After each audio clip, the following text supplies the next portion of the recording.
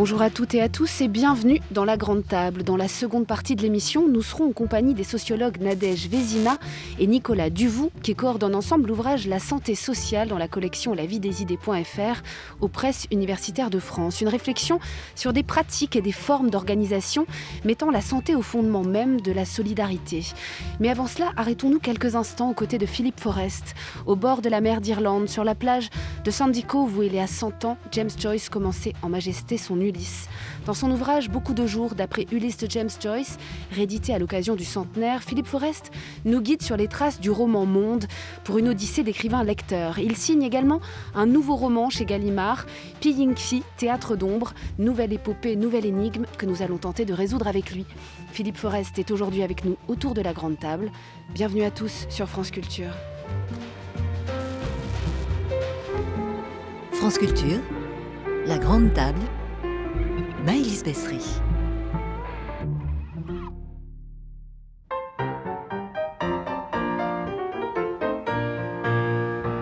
Joyce, c'est mon amour par défaut et par nécessité.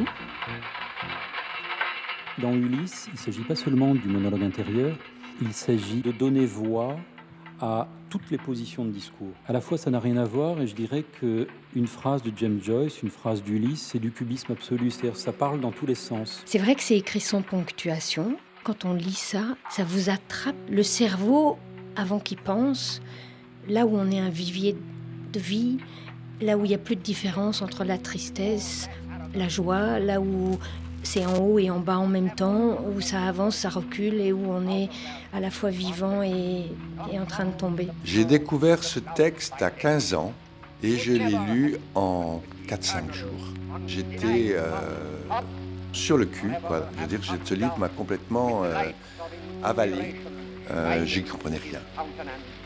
And bearing in his arms the tables of the law, graven in the language of the outlaw. Those girls, those lovely seaside girls, all dimples, smiles and curls. Your head it simply whirls. They look all right, complexions pink and white. They've diamond rings and dainty feet, golden hair from Regent Street, lace and grace and lots of face. Those pretty little seaside girls. Bonjour Philippe Forrest. Bonjour. On s'accueille sur les Seaside Girls de Kevin McDermott, une interprétation avec Ralph Ritchie. C'est issu d'un disque qui s'appelle Works of James Joyce, chanson citée de nombreuses fois dans Ulysse. Et sur ces phrases, ces impressions, un peu comme les vôtres, comme celles de votre ouvrage, ces impressions de lecteur, alors de lecteur traducteur, de lecteur spécialiste, universitaire ou simplement d'amoureux de James Joyce. Qu'est-ce que vous pensez de ce qui a été dit, cette espèce de cubisme joycien, cette question de la ponctuation, cette lecture qui attrape le cerveau ? C'est très touchant de voir qu'il y a encore des gens aujourd'hui qui lisent Joyce et qui l'aiment. Et ce sont souvent des gens de grande qualité. Moi-même, j'ai découvert Joyce il y a longtemps maintenant, mais à travers les lectures qui en étaient proposées à l'époque par des grands écrivains comme Philippe Solers, Hélène Cixous, Michel Butor, etc. Donc c'est bien que tout cela se continue et accompagné, comme vous me le faisiez remarquer, par la voix de Joyce, puisqu'on reconnaît le passage d'éole qu'il a enregistré et dans lequel il évoque, c'est très beau, le fait que la loi fut écrite autrefois dans la langue des hors-la-loi. Il évoque Moïse et il propose une comparaison comme ça entre le peuple juif et le peuple irlandais. Voilà. Tout ça fait sens encore aujourd'hui, en dépit de ce que disent certains. Alors, ce que l'on entend justement dans cette archive, c'est la voix aussi d'orateur de Joyce, qui était aussi un ténor, fils de ténor de Cork. Cette musique de la langue, on va essayer de donner un peu envie de lire Ulysse, puisqu'on nous en a tellement dégoûté, Philippe Forrest. Cette voix justement musicale qui intervient tout au long du roman, cette musicalité qui vient justement comme une sorte de rythme déconstruit en permanence, puisqu'on change à chaque chapitre. Philippe pourrait peut-être revenir sur cette question de la forme. C'est peut-être ça qui pose problème à des lecteurs peu aguerris et qui ignorent un peu ce qu'a été la littérature romanesque du XXe siècle, mais c'est cette difficulté à laquelle le lecteur peut se trouver confronté s'il n'accepte pas la règle du jeu qui lui est proposée et qui concerne effectivement ce changement permanent de style, de perspective, de point de vue. Mais c'est lié à l'ambition qui était celle de Joyce de faire un roman total, donc qui couvrirait toutes les formes d'expression artistique et notamment, c'est vrai la musique. Il y a un côté ballade irlandaise chez Joyce, il y a un côté opéra, voire opérette, et tout ça sera repris de façon beaucoup plus vertigineuse dans son dernier roman Finnegan's Wake, mais c'est déjà bien présent dans Joyce, dans Ulysse, je veux dire. Voilà. Alors la beauté du projet, c'est aussi d'à la fois citer toutes les références classiques, en particulier Homère, mais en même temps de raconter une histoire très simple. Il y a cette blague irlandaise consistant à dire un homme se promène dans Dublin, il ne se passe rien. C'est le résumé d'Ulysse. Et en même temps, Ulysse correspond à tout, à la fois des détails de la vie concrète, des détails même scabreux, et en même temps raconte des histoires totalement métaphysiques, l'histoire du monde. Oui, alors à mon avis, on accorde un peu trop d'importance à la grille odysséenne, comme on dit. C'est vrai que Joyce s'inspire de l'Odyssée et qu'il propose comme ça un parcours qui répète, mais de manière transposée, de manière décalée, de manière modernisée, le parcours qui fut celui d'Ulysse. Mais du coup, cette grille, elle prend un peu valeur d'écran et qui dissimule que c'est aussi une histoire très simple et une histoire qui nous concerne tous. Il y a un côté, moi j'insiste beaucoup là-dessus, il y a un côté roman réaliste chez Joyce et dans Ulysse. Donc c'est l'histoire d'un homme qui est tout le monde, qui est vous, qui est moi, qui est n'importe qui et qui vit des aventures qui sont à la fois minuscules et majuscules et qui sont celles qui font la trame de toutes les existences. Voilà, je pense que c'est surtout sur cette dimension réaliste et universelle du propos qu'il convient d'insister, sans pour autant négliger effectivement le côté cérébral, intellectuel du livre. C'est aussi un livre de littérature au sens le plus ambitieux de l'adjectif littéraire. Alors peut-être quelques mots sur l'organisation du livre. 18 heures dans cette vie du 16 juin 1904, jour de la rencontre de Joyce avec Nora Barnacle. C'est aussi une manière d'organiser qui est à la fois organique, puisque chaque chapitre correspond à un organe, qui est temporelle. Il y a quelque chose de très intéressant dans toutes les boucles que fait Joyce. Oui, il y a un tableau très systématique que Joyce a proposé à ses premiers lecteurs et auquel peut-être la critique a accordé un peu trop d'importance, mais qui fait qu'à chaque chapitre du livre correspond donc bien sûr un épisode de l'Odyssée d'Homère, mais également il y a toute une série de correspondances qui font signe du côté des organes du corps humain, du côté des styles littéraires, puisque Joyce en change pratiquement à chaque chapitre, du côté des couleurs, du côté des disciplines, des symboles, voilà. Donc tout ça peut impressionner, mais l'histoire reste simple. C'est l'histoire d'un type qui sort de chez lui le matin et qui n'est pas trop pressé de rentrer. Et, qui va à un enterrement, voilà, qui passe beaucoup de temps dans les pubs, qui mange beaucoup, il mange au moins 3 ou 4 fois dans la journée, voilà, il croise des gens, et puis il y a bien sûr toutes ces réflexions dans lesquelles Joyce nous invite à entrer avec la fameuse technique du monologue intérieur. Donc c'est ce qui fait le caractère très, très fluide, très, très beau, très musical du livre aussi. Alors, il y a ces dimensions aussi extrêmement obscènes du livre, a-t-on dit à l'époque, qui a fait qu'il a été interdit. Je vous propose d'écouter Sylvia Beach en parler. Eh bien, j'ai rencontré Joyce en 1920 chez André Spire. Alors, il s'est intéressé beaucoup à ma petite librairie et il est venu tout de suite me voir. Alors, il m'a raconté qu'il était très ennuyé parce qu'en Amérique, on était en train de supprimer son Ulysse. Alors, j'ai entrepris de faire paraître Ulysse en France, mais naturellement en anglais. Alors, ça a fait une grande sensation. Est-ce qu'il y a des Anglais qui sont venus en France pour acheter le livre d'Ulysse? Mais naturellement, comme c'était défendu, alors tous ils amenaient un exemplaire d'Ulysse dans leur bagage, et clandestinement, naturellement. Alors, quelques mots peut-être de ce qui vient d'être dit. Ulysse va être interdit. Joyce, qui s'est déjà exilé à l'époque en France, qui va donc écrire la fin de son Ulysse en France chez Valéry Larbaud, son premier traducteur, va être confronté à cette censure-là, et lui est d'une liberté folle en comparaison à cette Irlande catholique dont il est issu. Et c'est peut-être même la raison de l'exil, au fond, Philippe Forest. Oui, l'histoire des relations entre Joyce et l'Irlande est compliquée. Hein. Il définit dans Portrait de l'artiste l'Irlande comme une truie qui dévore sa portée.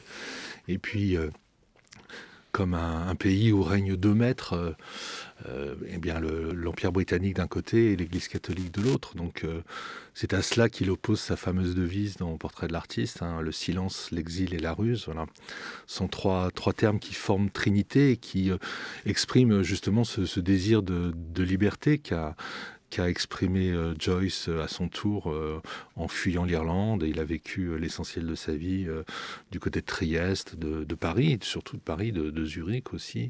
Voilà. Et en même temps, il n'écrira que sur elle. D'ailleurs, l'écrivain Borges disait que à la fin de sa vie, il a assisté à un des Bloomsday, disait qu'il n'avait pas besoin de voir, alors qu'il devenait aveugle, la ville de Dublin, parce que pour avoir lu Joyce, il connaissait les rues par cœur. Donc il y a cette obsession pour l'Irlande et cette reconstitution littéraire entre les pages d'un Dublin à la fois réel et complètement fantasmé, une sorte d'appropriation de la ville par son écriture.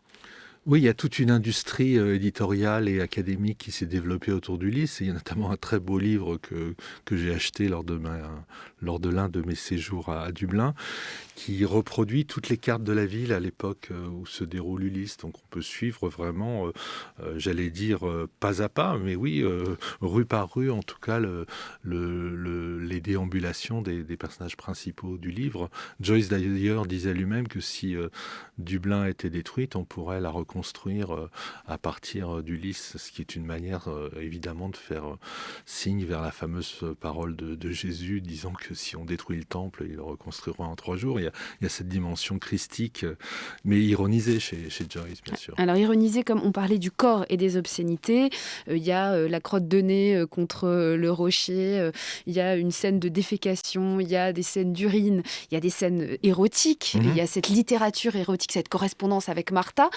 Tout ce qui est recouvert par le mot pornographie à l'époque, d'ailleurs, aussi bien la scatologie que la sexualité, dans un grand magma comme ça, Philippe Forest. Et de là vient l'interdiction d'Ulysse et peut-être sa sacralisation. En partie, oui. Je pense que ça a choqué davantage que ça n'a séduit à l'époque. Quand on regarde les réactions des premiers lecteurs du livre, je pense que ça continue encore à choquer, mais il y avait cette volonté, oui, de saisir le corps à travers le texte, et c'est ce que fait Joyce, jusqu'au dernier chapitre, qui est quand même l'un des sommets les plus sublimes de la littérature, le fameux monologue de Molly, qui fait entendre, bien sûr, ce qui nous est donné comme une voix de femme, mais écrite par un homme, et qui est sans doute ce qu'il y a de plus vivant et de plus vibrant dans le livre, et par quoi le livre d'ailleurs s'achève. Yes. Et comment il m'a embrassée. And how he kissed me under the Moorish walls. Sous le mur des Maures. And I thought, well, et j'ai pensé, as well him as another. Bon, autant lui qu'un autre. And then I asked him with my eyes to ask me again. Et puis j'ai demandé à mes yeux qu'il me demande encore oui. Yes. Et puis il m'a demandé si je voulais, oui. And then he asked me, would I? De dire oui. Yes. Ma fleur de la montagne, et d'abord je l'ai entourée de mes bras, oui. Et je l'ai attiré tout contre moi, comme ça. Il pouvait sentir tous mes seins, mon odeur, oui. Et son cœur battait comme un fou. Et oui, j'ai dit oui. Je veux, oui. And yes, I said yes, I will, yes.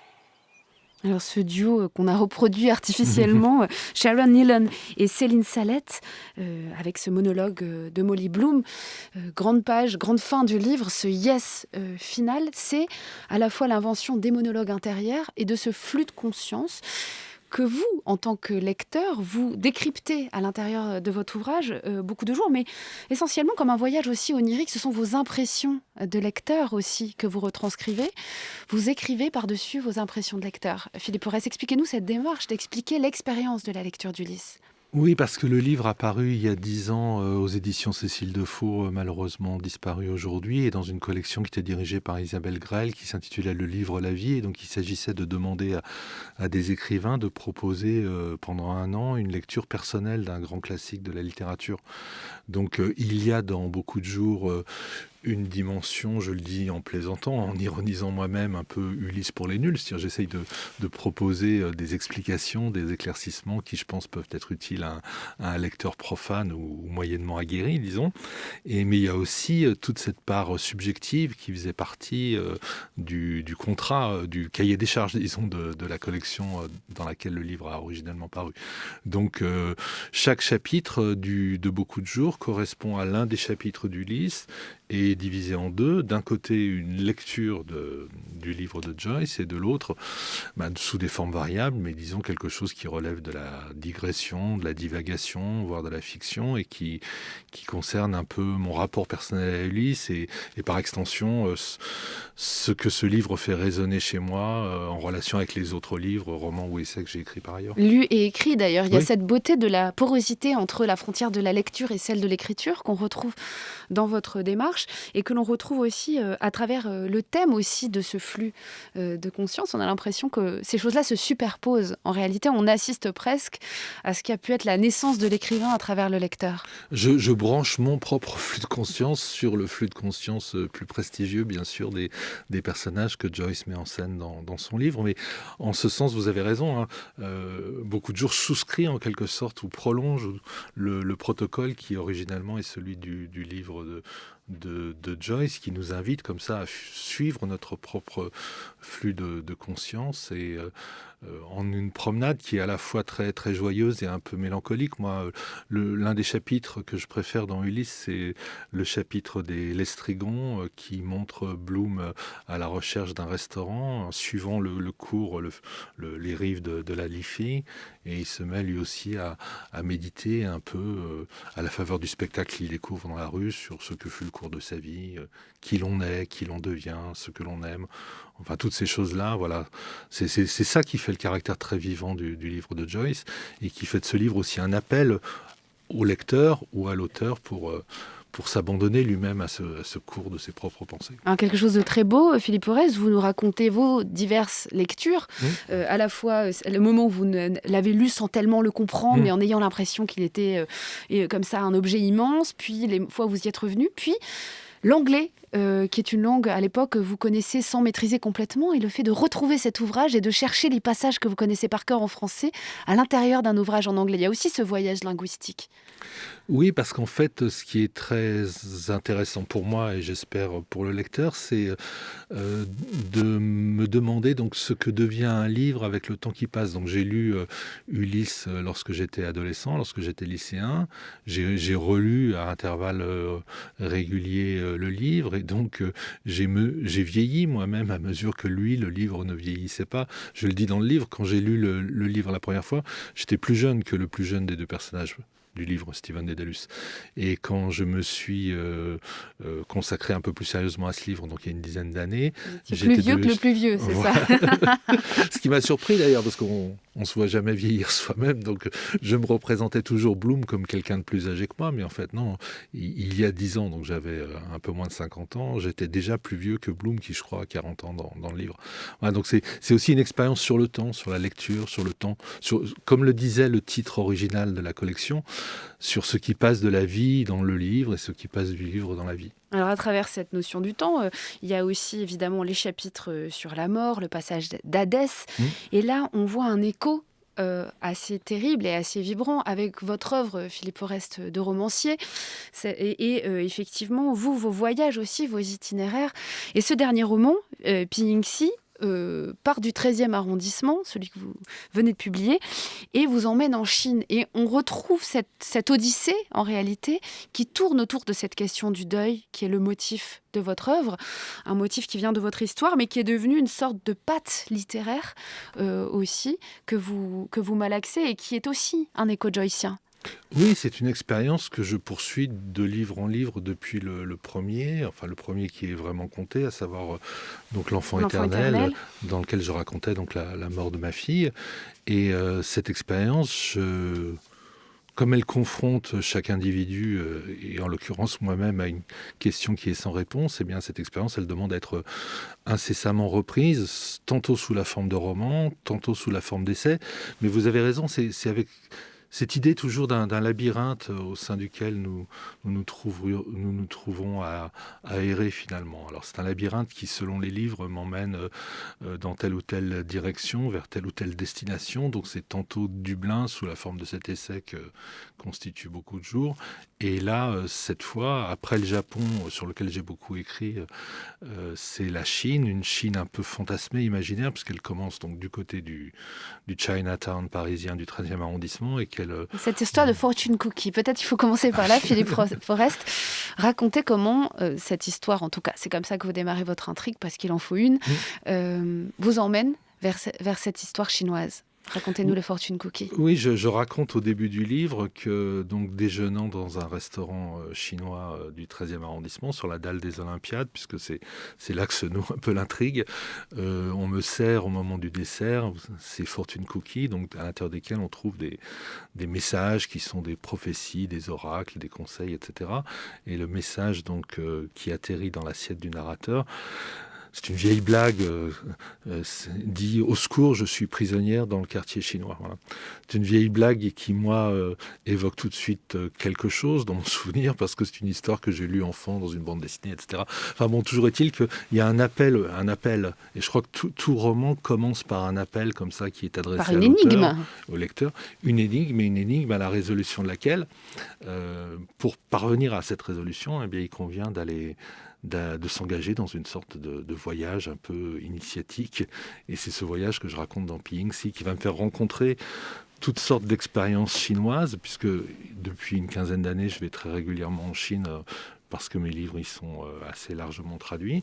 Et donc, je reprends la matière de ces différents voyages que j'ai effectués en Chine. Mais à chaque fois, c'est ma propre histoire qui me revient, pourtant dans un décor très lointain, très exotique, que je ne connais pas et auquel je ne comprends pas grand-chose. Alors, quand vous arrivez en Chine, c'est cette fameuse fête des morts qui arrive, oui, avec cette tradition des cendres, de brûler et de rendre aux morts, en réalité, des objets, de les faire basculer dans un autre monde en les faisant brûler. Et cette histoire-là, évidemment, vous ramène à la vôtre. Peut-être vous y arrêtez-vous justement à cause de cela. Oui, chacun d'entre nous est confronté à des signes. C'est pour ça que l'image ou le mythe du labyrinthe est quelque chose de très fort. On se perd et quand on se perd, on se retrouve. Quand on croit se retrouver, on se perd à nouveau. On est confronté à des signes et ces signes, ils n'ont de sens qu'en fonction de l'expérience qui est celle de chacun d'entre nous.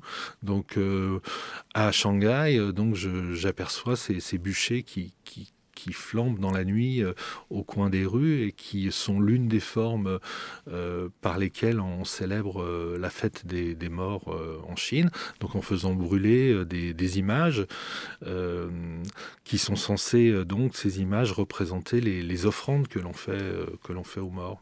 Voilà. C'est quelque chose dont Claudel parle déjà dans Connaissance de l'Est et qui reste très, très vivant aujourd'hui. Donc c'est la question de savoir qu'est-ce qu'on adresse aux morts. Et la question des dettes aussi envers eux. Avec quelle monnaie de papier on croit pouvoir payer cette dette ? Le papier que les Chinois brûlent ou le papier que les écrivains noircissent de signes, peut-être sans beaucoup plus de résultats et d'une façon peut-être finalement aussi superstitieuse que ces gens... Et peut-être aussi sacré, d'une certaine manière. Oui. Vous retrouvez cette démarche initiatique alors que vous êtes noyé dans une culture qui vous échappe, vous ne cessez de le répéter, dans une langue qui vous échappe, dans des sons qui vous échappent, et pourtant... Cette fête des morts, vous vous y identifiez. Et cette histoire, peut-être que vous allez pouvoir nous raconter, qui est celle du théâtre des ombres chinoises. Oui, parce que ces feux qui brûlent dans la nuit, ils projettent sur les murs ou sur le bitume des trottoirs des ombres auxquelles on ne sait pas trop quel sens il convient d'attribuer. Donc le livre est construit comme ça autour d'un ensemble d'images, dont cette image des ombres qu'on dit nous chinoises, mais qui ne correspondent que très approximativement à la vieille tradition du théâtre d'ombres qui existe en Chine depuis une époque immémoriale. Donc la légende légende que rapportait Jacques Pampano, qui est un éminent sinologue qui est décédé il y a quelques semaines ou quelques mois. La légende veut que le grand empereur chinois, à l'époque, ait été dévasté par la mort de sa concubine préférée. Et il a fait appel à un magicien taoïste qui a réussi à faire revenir, sinon la concubine disparue, du moins la silhouette de celle-ci sous forme d'ombre. Et c'est donc de ce tour de prestidigitation, si on peut dire, que serait sortie la tradition donc, du théâtre d'ombre chinois. Mais là, il y a une sorte de mise en abîme qui s'installe avec votre projet littéraire qui n'est pas un projet, mais qui est quelque chose qui a déclenché le geste d'écriture, qui est ce deuil éternel. Comment est-ce que vous envisagez justement cette projection à travers ces ombres, qui sont un peu comme une sorte de métaphore des personnages qui viennent au romancier, alors même qu'il ne les a pas tout à fait prévus de cette manière ? Ces présences. C'est un geste qui est un peu magique, auquel pourtant celui qui l'accomplit ne peut pas croire tout à fait. On suscite comme ça des ombres, on les interroge et on se raconte à partir de ces ombres des histoires dans la nuit. Moi, je crois que la littérature, c'est essentiellement ça. Elle nous vient de l'enfance, des histoires qu'on nous racontait quand on était enfant, des histoires qu'on a racontées éventuellement à nos propres enfants. On se raconte des histoires dans la nuit pour essayer de donner sens à cette nuit et pour essayer de s'y sentir un peu moins seul. Et tout est en même temps dans tout. On voit dans ce livre une vaste boucle. Vous retournez par hasard dans l'hôpital des derniers jours de l'enfant perdu. Et à travers ces boucles-là, qui sont aussi autant de boucles littéraires et que l'on retrouve aussi chez Joyce, il y a une sorte de dimension comme ça, de réussir à faire tenir le monde dans quelque chose. Et c'est peut-être là l'écriture aussi pour vous, Philippe Forest. Oui, le livre vient donner forme au monde, mais sans pour autant combler le vide ou le trou ou la blessure qui s'ouvre dans ce monde. Donc chacun de mes livres, et notamment celui-là, peut-être de manière particulière, chacun de mes livres me reconduit vers cette expérience qu'il convient de raconter et de raconter encore, mais sans se donner jamais l'illusion à soi-même et sans donner jamais l'illusion au lecteur que l'énigme pourrait être résolue. Voilà. Merci Philippe Forest, merci d'avoir participé à la première partie de cette grande table préparée par Violaine Mastaf. Je rappelle le nom des 2 ouvrages qui viennent de sortir, Beaucoup de jours d'après Ulysse de James Joyce, une réédition, et Yayinchi aux éditions Gallimard.